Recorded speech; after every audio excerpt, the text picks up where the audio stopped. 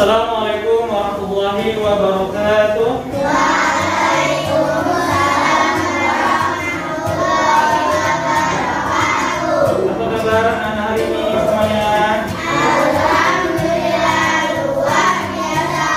Allahu Akbar.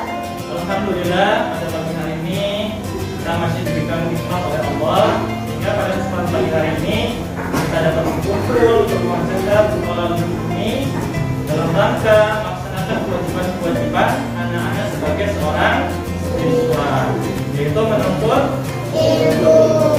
Dan mudah-mudahan pada hari ini anak-anak tetap semangat belajar di sekolahnya maupun di rumah. Baik, sebelum kita mulai pada kegiatan hari ini, Bapak ingin menunggu salah satu dari kalian untuk memimpin doa terlebih dahulu. Baik, silakan Mas maju ke depan untuk memimpin doa.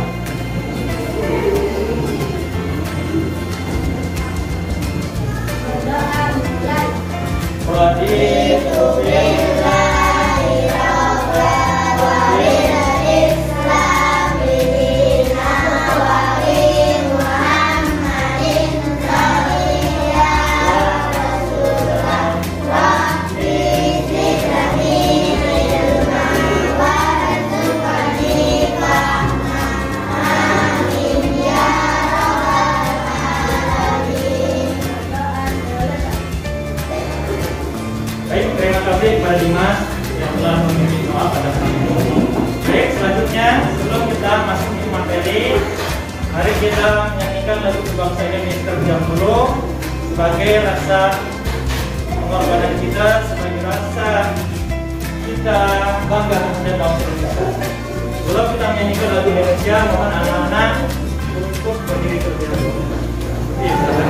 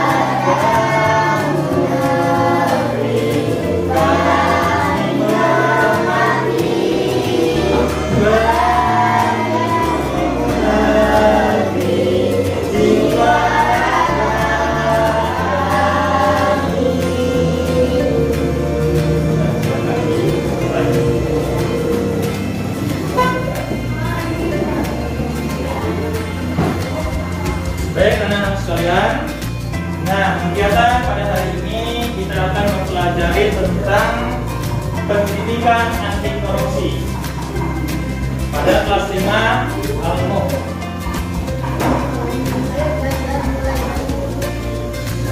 Pendidikan anti korupsi. Apakah anak tahu materi tentang pendidikan anti korupsi? Nah, baik, sebelum kita mengenal lebih jauh apa itu korupsi, ini Bapak akan sedikit menyampaikan pendidikan anti korupsi.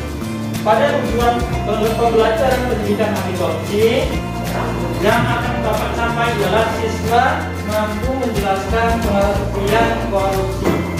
Tujuan itu. Jadi setelah kita mempelajari tentang pendidikan anti korupsi, anak-anak mengetahui itu tentang pengertian korupsi. Yang kedua, siswa mampu menjelaskan kasus-kasus korupsi. Jadi setelah kita belajar pendidikan anti korupsi ini, anak-anak tahu kasus-kasus korupsi itu seperti apa. Kemudian yang ketiga, siswa mampu menjelaskan upaya pemberantasan korupsi. Jadi mudah-mudahan dengan kegiatan ini anak-anak mengetahui bagaimana cara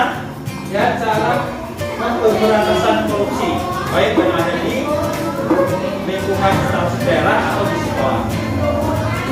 Nah, perhatikan depan, apa itu korupsi? Coba kira-kira setelah anak-anak melihat gambar ini, korupsi itu apa? Silakan, nah. Ada yang tahu? Apa nih gambar-gambarnya? Apa itu korupsi? korupsi. Secara pengertian korupsi. Korupsi berasal dari bahasa Latin, yaitu corruptio, dari kata kerja corrupere yang bermakna menusuk, merusak, menggoyahkan, memutarbalikan atau menyogok. Jadi itu pengertian korupsi.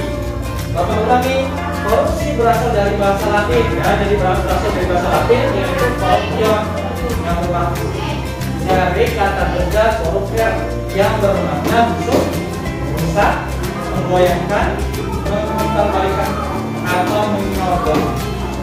Itu pengertian korupsi.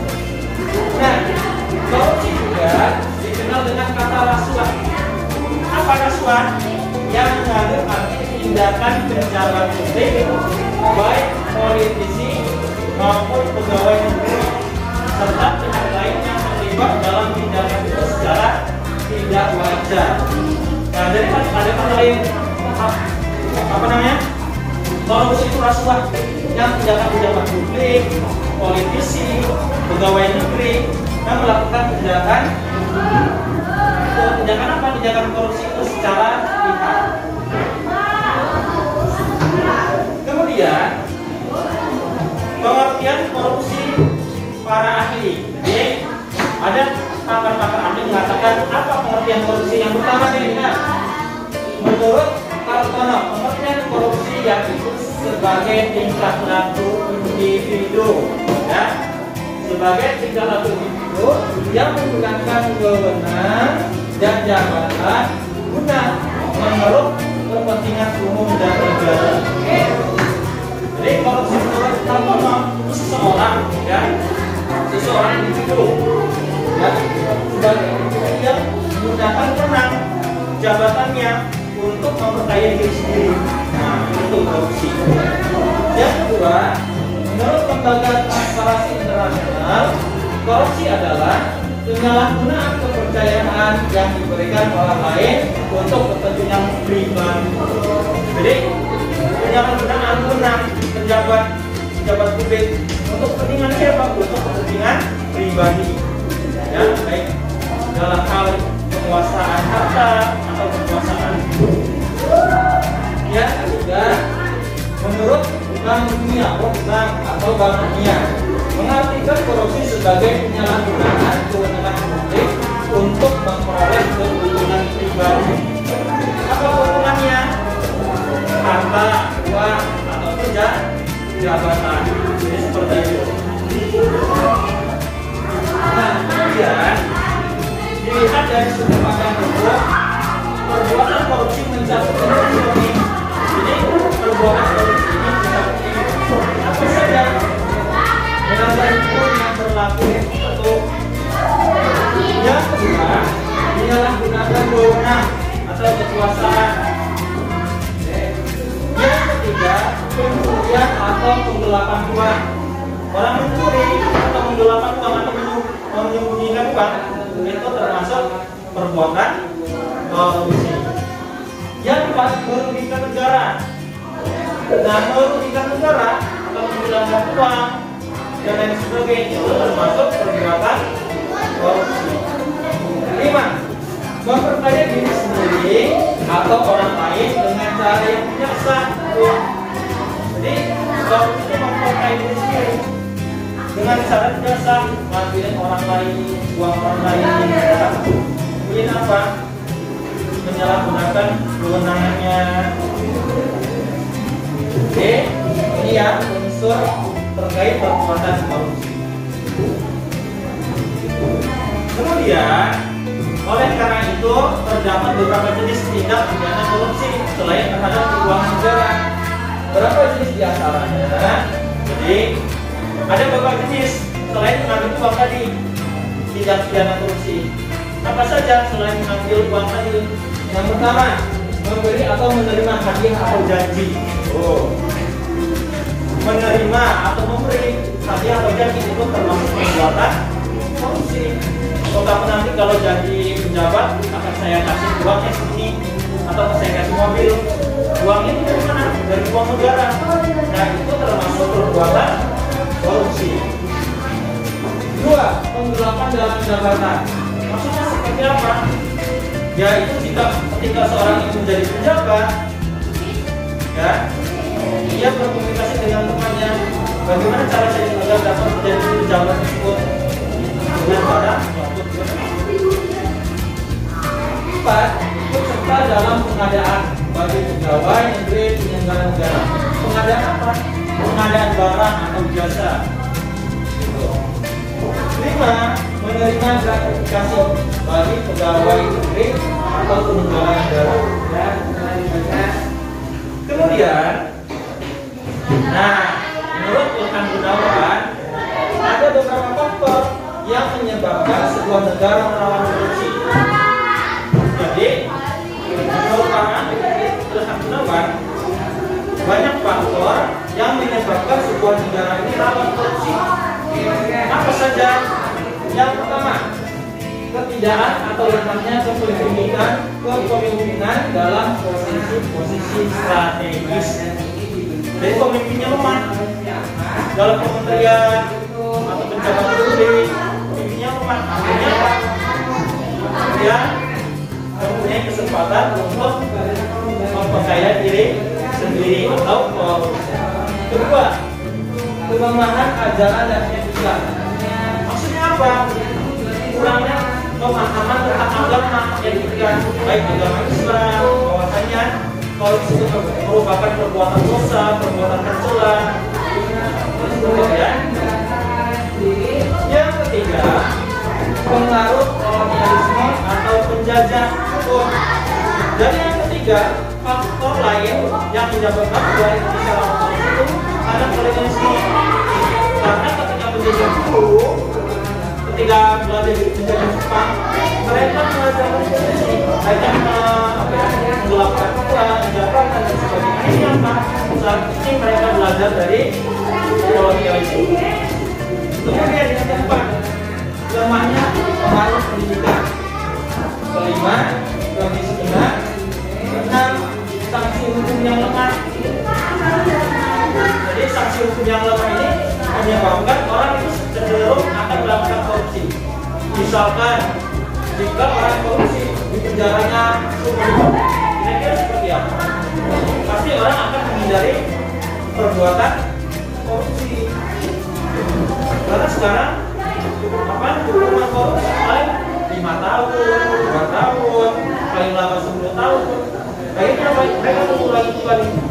Tetapi kalau jika seseorang melakukan tindak pidana korupsi, kemudian dihukum dengan hukuman seumur hidup, maka dia tidak akan lagi melakukan perbuatan korupsi. Yang terakhir, langkahnya lingkungan yang bersih dari korupsi. Jadi langkah lingkungan kita ini dalam pejabat publik itu dari korupsi. Bersih itu langkah, jarang, ya. Nah, kemudian bagaimana upaya pemberantasan korupsi? Nah, ada 4 upaya dalam pemberantasan korupsi. Yang upaya preventif adalah usaha pencegahan korupsi yang diarahkan untuk meminimalkan penyebab dan peluang korupsi. Yang pertama, membangun dan menyebar etos pejabat dan pegawai baik instansi pemerintah dan swasta. Yang pertamanya upaya pemberantasan. Yang kedua, mengusahakan perbaikan penghasilan bagi pejabat negara sesuai dengan kemampuan ekonomi dan kemampuan sosial. Maksudnya bagaimana? Maksudnya gaji atau pangkat pejabat negara itu disesuaikan dengan kemampuan ekonomi sendiri. Misalnya gajinya ketika ekonominya bagus, gajinya besar, akhirnya ia tidak akan melakukan tindakan korupsi. Kalau misalkan pejabat publik ekonominya bagus tapi gajinya sedikit, maka dia akan cenderung melakukan perbuatan korupsi. Yang ketiga, menumbuhkan kebanggaan dan atribut kehormatan diri setiap pejabat bekerja. Jadi jujur, disiplin dan sebagainya itu merupakan salah satu upaya untuk menanamkan kebanggaan diri kita sebagai pejabat ataupun pemimpin suatu instansi. Yang keempat, meningkatkan efektivitas keteladanan seseorang pemimpin dan atas dalam masyarakat pandangan, penilaian, dan kebijakan politik. Nah, itu tadi upaya pemberantasan korupsi secara umum yaitu preventif. Bagaimana yang lain? Ada upaya pemberantasan korupsi secara umum represif. Cara represif atau penanganan tindakan korupsi. Strategi represif diarahkan untuk menangani atau memproses perbuatan korupsi sesuai dengan peraturan undang-undang yang berlaku. Apa saja penanganannya, upayanya agar orang tidak melakukan tindak korupsi? Yang pertama, bisa 1. Pembentukan badan atau komisi anti korupsi. Dibentuk badan komisi anti korupsi. Kalau yang sekarang dikenal itu dengan KPK. KPK itu pemberantasan. Yang kedua, penyidikan, penuntutan, peradilan, dan penghukuman koruptor besar. Jadi kalau orang yang dicurigai melakukan korupsi, dia disidik, ditindak, dihukum dengan hukuman yang berat. Ketiga, penentuan jenis-jenis korupsi atau kelompok-kelompok korupsi yang diprioritaskan untuk diberantas. Jadi ada beberapa upaya korupsi yang besar atau yang kecil ini yang harus diberantas oleh orang-orang yang dia berupaya untuk melakukan tindak korupsi. Keempat, meneliti dan mengevaluasi proses penanganan perkara korupsi dalam sistem peradilan dengan secara terus-menerus. Jadi dievaluasi dan dilihat nilai kita apakah efektif pemberantasan korupsi ini atau tidak. Bagaimana contoh-contoh? Sekarang Bapak bertanya, bagaimana contoh-contoh orang yang melakukan korupsi? Ada yang tahu? Bukan?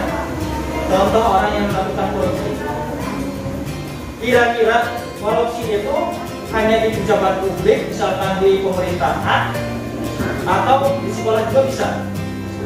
Kira-kira di sekolah bisa tidak? Contohnya seperti apa?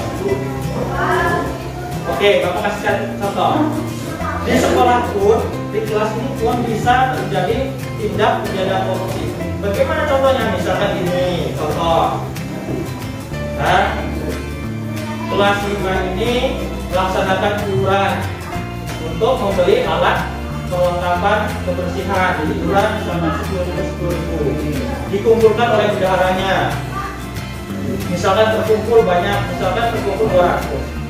Kemudian harusnya ia beli sapu, uang tersebut ia belikan sapu, ya, sapu yang harganya bagus, yang 20.000 per bijinya.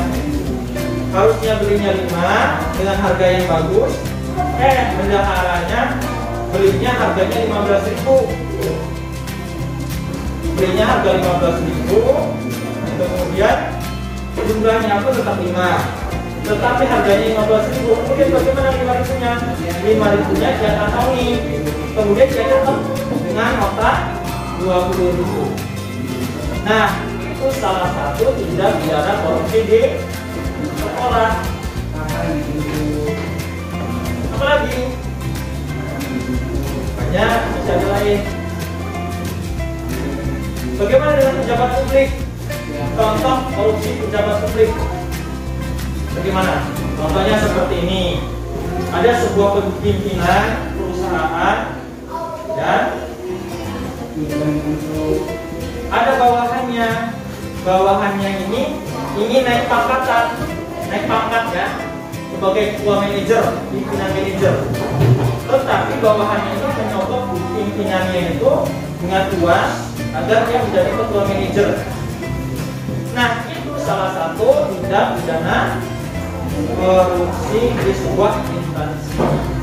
Nah, kira-kira kalau di kelas ada nggak? Saya pengen jadi ketua kelas, saya sogok Pak Yusra. Ada nggak kira-kira? Ada ya. Itu. Sampai saat ini, mana sudah paham? tentang pendidikan anti korupsi? Kira-kira mau nggak melakukan korupsi? Enggak. Maka dari itu, jika kita tidak ingin melakukan korupsi, maka berbuatlah dengan baik, dengan jujur, dengan sebenar-benarnya. Ya, paham? Baik, demikianlah pertemuan pada hari ini berkaitan tentang pendidikan anti korupsi. Mudah-mudahan anak-anak dapat memahami bagaimana pengertian pendidikan anti korupsi, kemudian bagaimana upaya pemberantasan korupsi dan kasus-kasus apa saja yang merupakan contoh-contoh korupsi. Jadi itu saja teman hari ini, kurang lebihnya Bapak mohon maaf. Bapak akhiri. Alhamdulillah, wassalamualaikum warahmatullahi wabarakatuh.